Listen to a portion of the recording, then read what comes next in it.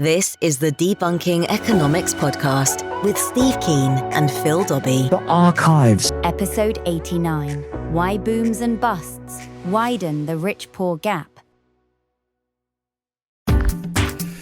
Hello, I'm Phil Dobbie. Welcome to the Debunking Economics podcast with Professor Steve Keen. And today, why booms and busts widen the rich-poor gap.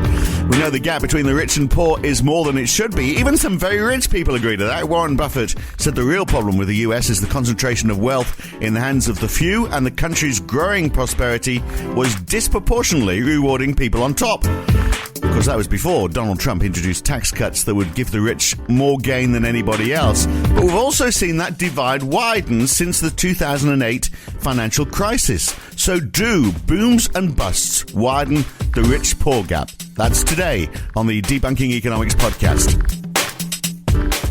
Well, one thing Jeremy Corbyn and Theresa May agree on is fighting inequality, the burning injustice, as Theresa May called it back in 2016 in her inaugural speech as Prime Minister. Whether she's actually done anything to fix the issue is another matter. But in the United States, the top 20% holds more than 80% of all wealth, and the top 1% owns more than 30%. So what is driving this inequality, and how much does the boom and bust nature of capitalism help to spread the gap? So, Steve, I mean, in part, it's the problem of wealth is hereditary, isn't it? There's research from the Institute of Fiscal Studies last year that shows if you are a 42-year-old man with parents who are in the top quintile of income, in other words, if you've got very rich parents, you will earn 88% more than those who come from poor families. So income is clearly passed on. The statistics are supporting that. Yeah, and this is one of the things that conventional economics leaves out completely, because they like to work with such things as infinitely lived individuals, and so inheritance, by definition, can't even be considered.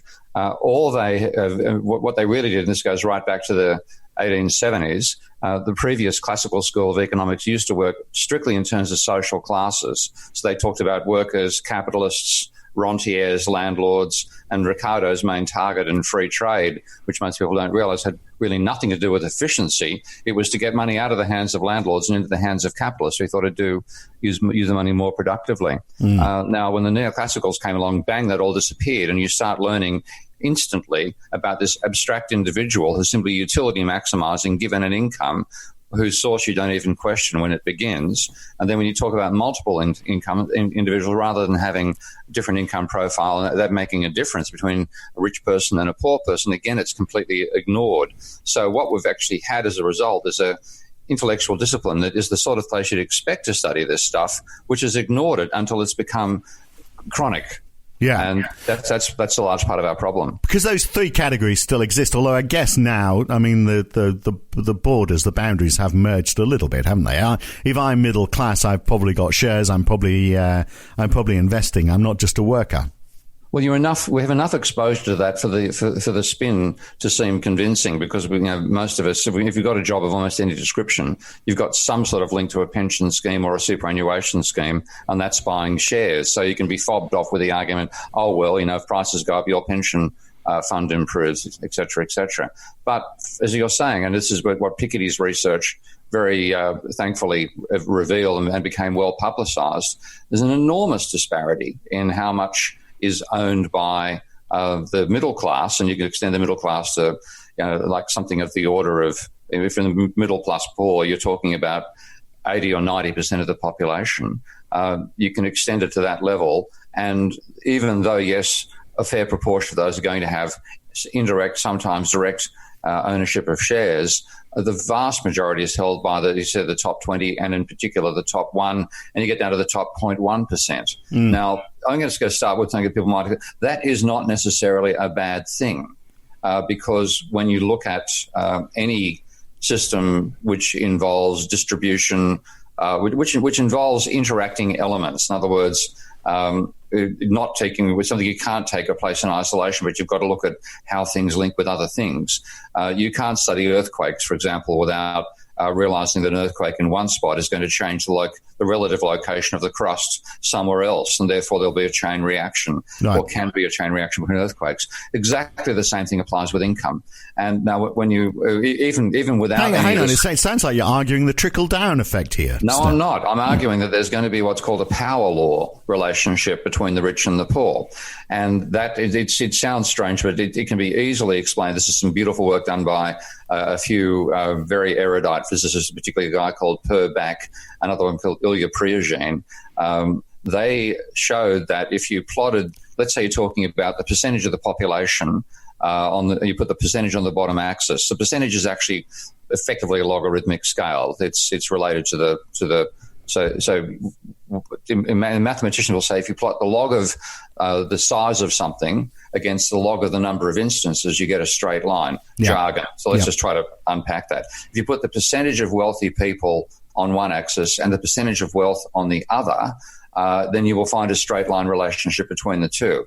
Now, what that means is that the people in the top 1% are going to be earning like 10% as much as those in the top 10%. They'll be earning 10 times as much as the entire population. So you do get concentration. So it's not necessarily a bad thing. It's when it becomes dysfunctional that matters. And in my opinion, it's been dysfunctional and getting worse for the last 30 years. Well, doesn't it become, I guess no one really cares how much those people at the top end are earning. Good luck to them tends to be the common response, doesn't it? It's only if it hurts the people at the bottom, then it becomes an issue. In fact, if you look in America, definitely that's the attitude. There's an aspirational element to American culture. And so even if they're poor and they see somebody rich, they don't think, oh, that bastard gets more than I do, which might be an English attitude. A UK attitude. They think, oh, gee, I'd like to be like him. Like, how do I emulate? And my book, Can We Avoid Another Financial Crisis, has sold fairly well in the UK, but pretty poorly in America. And I had a meeting with the publisher a couple of days ago. I said, I bet if we change it around to how to avoid the next financial crisis, it'd sell a bomb in America. Because we can all do it. Absolutely. Everyone can play their part. Absolutely. Yeah. But but the idea of these people at the top of your logarithmic scale, who cares, irrespective of your attitude generally, if someone's making money and it doesn't interfere with me, then that's all fine. It's when it impacts me or the poor people that we care about. That's the issue. That's what's happened. So if you go back to the 1950s and 60s America, the inequality was nowhere near as high as it is now, but it still existed. Still had, the Carnegies and so on, and their descendants, the Kennedys for that matter. You still had enormously wealthy families. But the thing is, the average American was earning a better salary than they got, obviously, during the Great Depression. Better than they did during the 1920s in relative terms compared to the wealthy back then. And there was a sense that we're building this country together. And, Ford's whole idea of Henry Ford is a very mixed character, let's put it mildly. However, his attitude was that, and he understood money, which is quite intriguing. He understood money's creation in a way that most conventional economists these days still don't understand it. But his attitude was, when it came to paying his workers, he wanted to pay his workers a wage so much that it was sufficient to them to buy the cars they were making. Right. And there was that sense as well in America at the time that was the nature of society. So he didn't mind about inequality because you were doing well and getting better over time. That came to a crunching halt in 1973. And it's taken a long time for this to seep through. But if you do the data on the percentage share of America's income that goes to workers, it was remaining fairly constant until about 1973, and then it's plunged. And then if you look at the real wage, that also has flatlined pretty much since 1973-75. So for 40 years now, when you deflate, the increase in prices by you deflate GDP by the increase in prices, look how much of that is going to work, because what sort of what return are they getting? They're, in real terms, no better off than they were in the mid-70s. Right. So because there's a tipping point, isn't there, where you get below a certain wage, you can't afford to buy stuff which is keeping the economy going. I think there's another factor as well. If you get below a certain wage, you actually can't afford to spend time with your kids, for example, and look after their education and make sure that they are passed on to that's also what's happening with wonderful things called zero-hour contracts, because if you're so-called gig economy, I'm in part of a debate about this in Brussels in a couple of weeks' time. So-called gig economy, that's putting a nice positive spin on the fact that you can't, you no longer have a guaranteed wage and a guaranteed income. and they're basically saying we should all be capitalists. I'm sorry, that doesn't work. Because people of the gig economy find themselves not being able to spend time with their kids, not being able to even representation take them to school. They certainly can't buy a property because they can't sign up for a mortgage. So there's lots of ways in which this is now a dysfunctional level of inequality. And it's really the disempowering of the working class that's gone with it as well, which has also been hand in hand, of course, with the abolition of trade unions.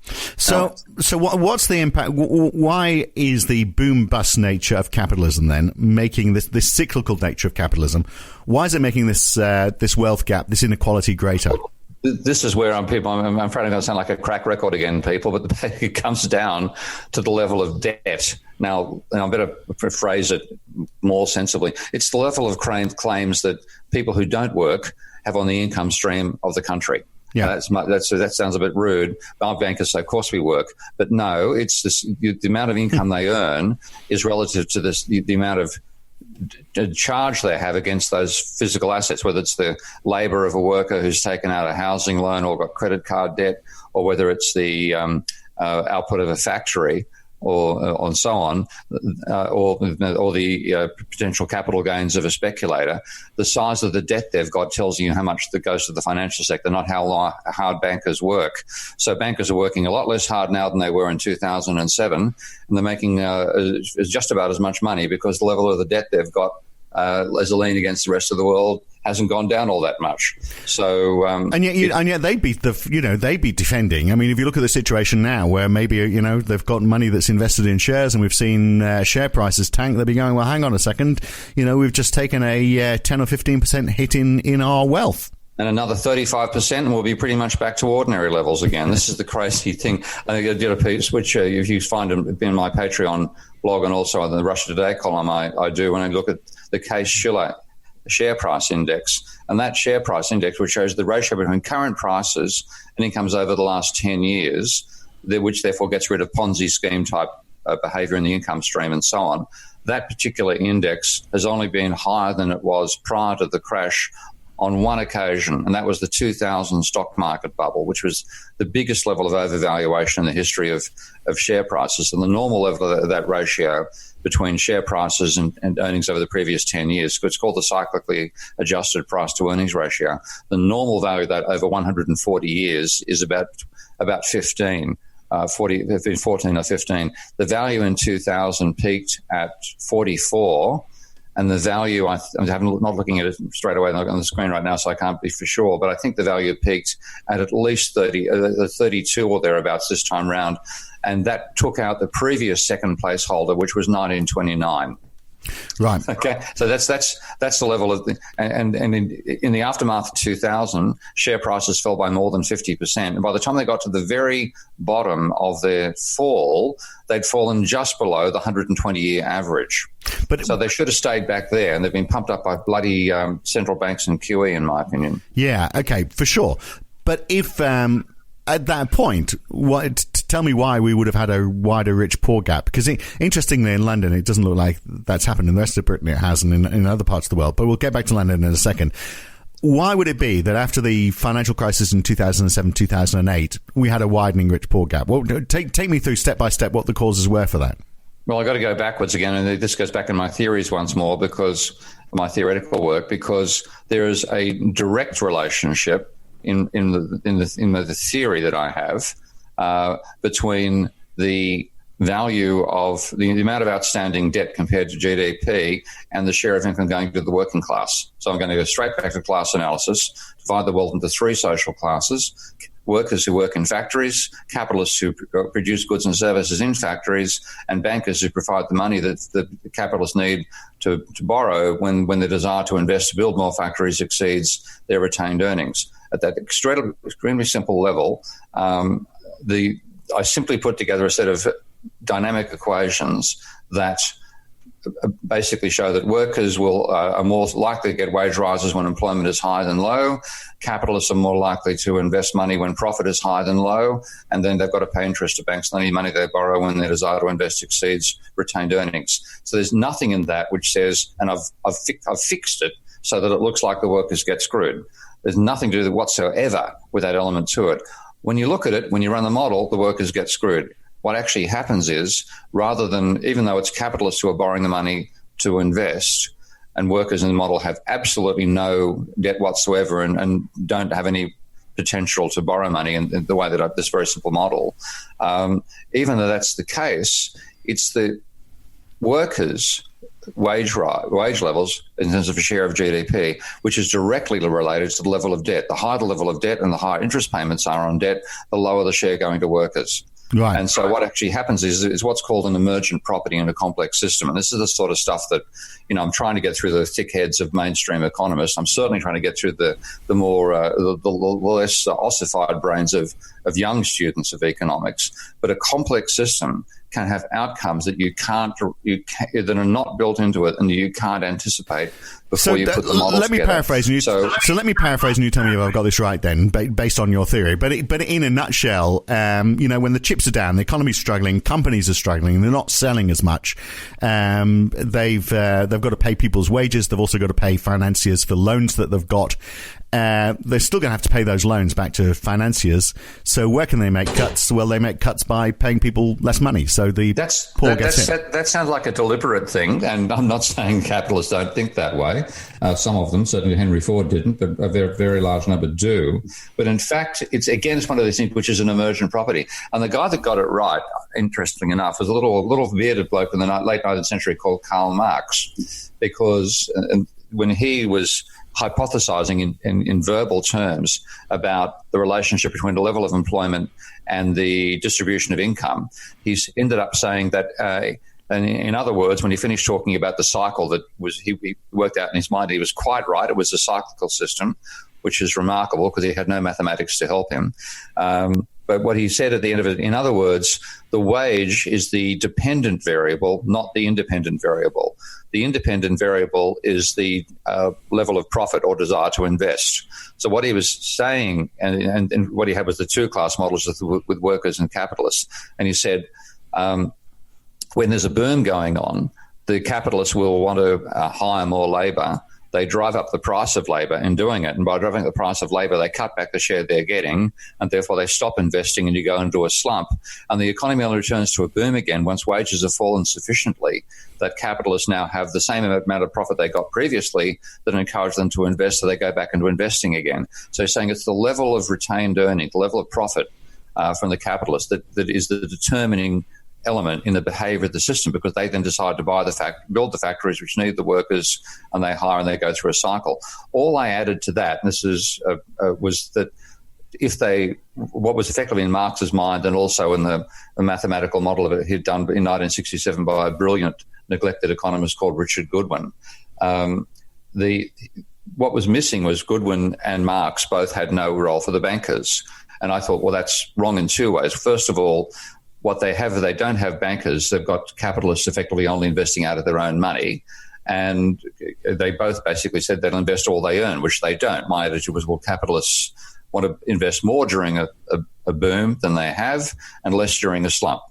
And that's when how do they modify that? They borrow money from the bank. So their debt rises when profit's rising, when profit is greater than investment. Their debt falls when profit is less than investment. And in fact, that's empirically confirmed even by staunch mainstreamers like Fama and French.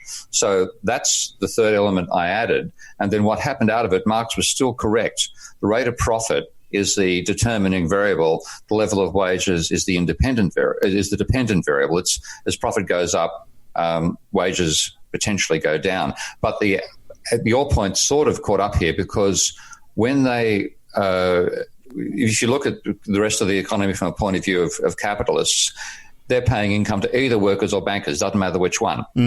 Now, what happens in the model that I've built, and which actually happened in the real world in a much rougher way, of course, was that as they borrowed more money, as you said, they've got to pay the debt. They don't have an option not to pay the interest on the debt. They've got to service the debt. So what happens is, as the level of debt rises, the servicing, they've got to do the servicing, and the residual is the level of wages. Now, out of that, as the debt level rises, capitalists tend to earn much the same level because it's driven by their responses to what they see as a rate of profit that makes it worth their while to invest exactly what they earn. That tends to be the flat line for their income share. Therefore, if you have a rising amount of debt in the economy, you have a falling amount going to the workers. And so fundamentally, it's the workers who pay in terms of distribution of income. Because it's the only variable element in effect. In effect, because the debt's a fixed element, and you can pay the debt down. Of course, that's what capitalists try to do during a slump. But the point that I again made in the thesis to make it straightforward is that capitalists borrow money during a boom and have to repay the debt during a slump. So what you get is a ratcheting up effect. The debt ratchets up over time. Okay, now if I can play the role of an uncaring capitalist bastard in all of this, then you're pretty good at that. I'll give you okay. All right. For someone who doesn't have any money, it's just a fantasy of mine, perhaps. I don't know. No, definitely not. But isn't the issue in that cycle that you described that from Marx? Isn't the issue the wages rose? If the wages didn't rise, then you wouldn't get to this sort of, again, to a tipping point where we started to see things start to slide. But then in that case, what you have is the income distribution has a secular trend to it. If income doesn't rise, well, it does for the capitalists and bankers, then the workers are being left behind, and you get the outcome we've seen since 1973. And this is the incomes of workers, their bargaining power has fallen so much that they are just getting the income that they got back in the 70s. They don't have the bargaining power anymore. And, of course, there's a whole lot of other stuff that I haven't included in my model, which is quite clearly important. The offshoring of production in the West, particularly in America, so that American workers are now competing with Chinese factories. Therefore, that's restraining their wages. The deunionization of society in general, and the unemployment levels being redefined in such a way that it actually understates how unemployed people are. Yeah, and automation and stuff like that as well. But automation on top coming along now in particular, But if you looked at it all still as a closed system, let's ignore those factors for the moment. You just looked at it as a closed system. Once you've been through a downturn and you've got this growing inequality, basically because the workers are having their salaries screwed down. Once you're through that period, does inequality start to lessen? Do we get a period of recovery before we get the next bust? You do. It is a cyclical thing, but of course, what you get out of the models as well, and you see in the real world too, is a trend to a rising level of debt to GDP. Yeah. Now, that rising level of debt to GDP is that rentier claim on the income stream, and as that gets higher, it's not the capitalists who pay with a lower rate of profit. It's the workers who pay with the lower wages share. So it gets worse every time. So every time you have a downturn, it's worse than the last time. Right. Yeah. Okay. Yeah. But now we've gone on the other side of that. We should have wiped all this stuff out in 2007, in a sense. The economy would have gone down the gurgler at the same time. But when you started falling from that peak level of debt, in America's case, private debt peaked at 170% of GDP, is now at 150% and rising. It should have, from falling from that peak, there should have been a substantial redistribution in the long term back towards workers. But of course, that has not happened because what the central banks have done is dive in and drive up share prices instead and drive up property prices. So they've done precisely the wrong thing, which we've talked about numerous times. But just getting back to this question about the workers getting hit, is it always the low-end workers that are getting hit? Okay, you've got the investors, you've got the financiers, and as you say, their income is flatlined because they've got this expectation. They've probably got a very nice house they've got to pay for as well, and they've got to keep up with the neighbours and all that sort of stuff. But I've been in companies where, companies have made cutbacks, and very often they'll get rid of the most expensive people first because they want to maintain their productivity, and often it's the middle management actually who are not, the workers are producing the output, the middle management are more strategic in their thinking, and you think, we can get rid of strategy because we're in the middle of an economic downturn, so you get rid of the most expensive people. So I'm wondering whether it hits the middle class more than the poor. Quite possibly. It does to some extent because, I lump the middle class in with the workers because they've got to go to work to get, you don't get paid if you don't turn up and put your backside on an office chair. They're all wage slaves. They're all wage slaves in that sense. But, of course, they are the ones which can now be replaced by technology. And, again, I have one of my best mates, I don't think you've met him yet, he's a computer programmer in Mathematica, and he was the education rep for Mathematica, which was educationally part of their sales system. When they had a downturn, they got rid of him, which he found rather ironic because they cut their access to one of the major markets. So I'm not saying companies do this in a sensible way, but they can say, okay, where's the fatter stuff? What can we get rid of? And of course now, because so much is automated, and can be further automated, then often the thought is to knock out that middle management layer. So these days, the workers got hit in a sense, and a separate one to what I'm talking about, the relocation of production. That didn't hit the middle class, that hit the workers in the factories. But now, of course, what we're getting is the capacity to hit the workers, the middle class as well. So does income inequality make recessions worse? Are they more extreme because of this inequality? Well, again, it's what's causing it, first of all. So a debt deflation means demand completely collapses, and that's the real hit. But yes, at the same time, if you want to boost the economy, you give money to the workers because they'll spend it. What have we done instead? We're giving it to the people who own shares. Yeah. Through QE. So it's had, because of the sheer we've done even worse than that. We've done that, plus we've introduced austerity measures. So we're making sure those people have less, the poorer end of society have less money. Yeah, they've been done, particularly in the UK, they've been done over double. So it's no wonder the level of anger and dislocation that occurs right now. And this is where Nick Haner's point comes in. You can't have this level of inequality building up in a capitalist system without something breaking at some point. Breaking in such a terms of, as Nick Haner put it, the pitchforks are coming. So how do you, so angry? So how do you fix it then? Is it simply a question of welfare? Do you need to make sure that those people at the bottom end of society have got more money to spend? Well, yes, and that's where I'm in favour of basic income. I know a lot of my non-orthodox economic colleagues prefer a job guarantee, but again, because of what I see happening about technology and employment, I'd rather say we have to say that the society provides a basic level of income for anybody in that society, so nobody has to live on poverty or in the streets. And then if you want to do better than that, then get out there and innovate as a capitalist. That's the world that I'd like to see. But either way, what they do during the day is sort of irrelevant. It's just making sure that they have the money to spend. Yeah. If they don't, we're heading right for that dystopia of inequality. And I don't think inequality alone would lead to the sort of breakdown we saw back in the French Revolution, because the classic line from Marie Antoinette, that people have no bread, let them eat cake, and they go storm the Bastille a couple of days later, looking for said cake. That type of breakdown is not feasible in a modern capitalist society because people are so just separated. There's no mass movement in that sense that there could be back in the French Revolution. But what is likely to happen if we see that, given all this stuff and putting up with it, you then start to see ecological breakdown. And this is what I think is really going to happen. Ecological breakdown gets extreme, and then people say, who the hell's responsible for this? And, you guys were in charge. You can't blame us. And that's where I see the attacks, the pitchfork side of things coming from. However, that's not going to happen for some time. What is going to happen right now is the closest thing people have to a pitchfork today is the electoral box, the ballot box. And that's what we're seeing. With the rise of Jeremy Corbyn and the like. The so-called sensible centre were people who swallowed the idea of identity politics and a small amount of social security being enough to make up for the whole neoliberal agenda of privatising everything else.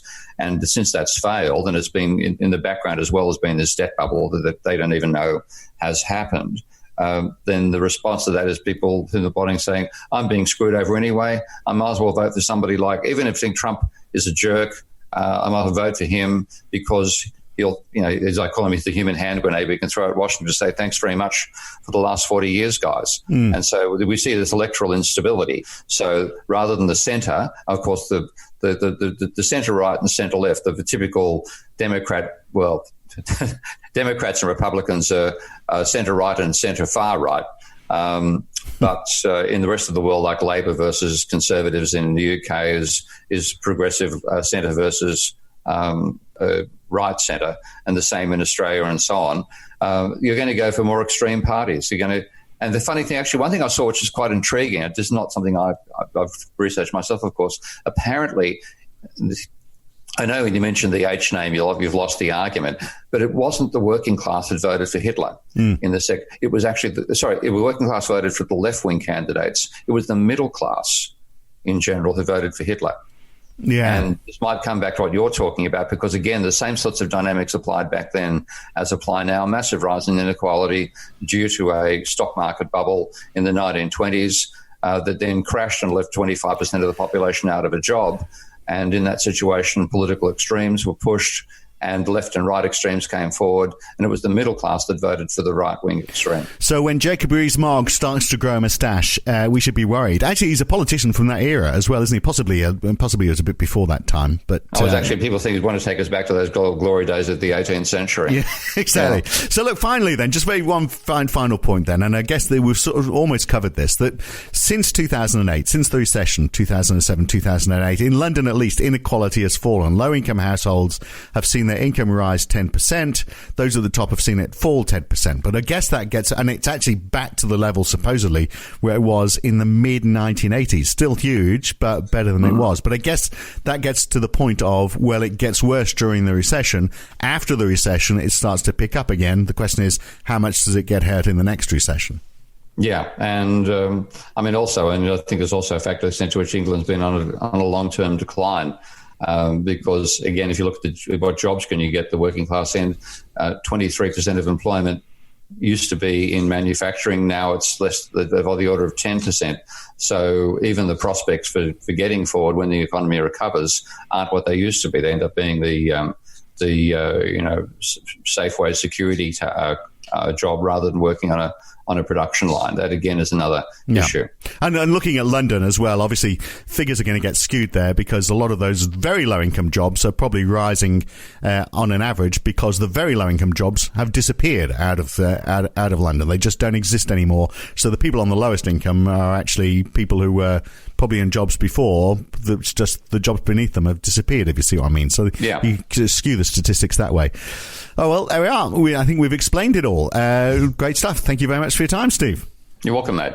Well, look, next time we've got a good meaty one as well. Can fintech beat the banks? Whether it's that peer-to-peer approach that puts lenders and borrowers together, or cryptocurrencies that try to develop currency trading without the middleman, technologists are trying to find a way that banks are cut out of the equation. But will they succeed, or do we actually need banks? That's next time on the Debunking Economics podcast with Professor Steve Keen. I'm Phil Dobbie. Join us for that one.